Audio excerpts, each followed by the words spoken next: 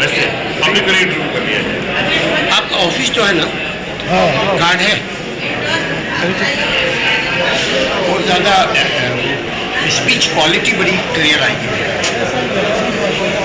या क्वेश्चन अरे यार प्रिंट चैम्बर में ही है, बाकी नंबर है ना हमारे पास, सही है, वो आप कॉन्टेक्ट कर देंगे। आज बुक कर देंगे।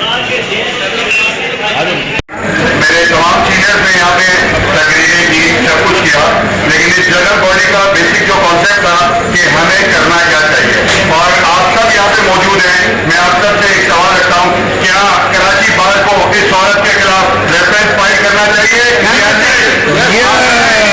करके बताइए आपको करना चाहिए या नहीं? और हम ये कहते हैं कि फारूक नसीम साहब को ये करना चाहिए, फलाह को ये करना चाहिए, तो क्या हम इतने कमजोर हो गए कि हम किसी की मदद मांगे? ये काला कोट फिर हमें उतार देना चाहिए। हमें अगर मसले से काम लेना चाहिए था तो हमें इफ्तिखार चौधरी के टाइम पे मसले से काम लेना चाहिए था, वहां पे हमें माफी मांग लेनी चाहिए थी ताकि लोगों की जाने ना जाती, लोग यतीम ना होते, लोग मस्कीन ना होते। तो हमें अपने राइट के लिए लड़ना है, और मैं इस जनरल बॉडी में कराची बार से सिर्फ एक बात की इंतजार करता हूँ और रिक्वेस्ट करता हूँ कि कराची बार को इस औरत के खिलाफ रेफरेंस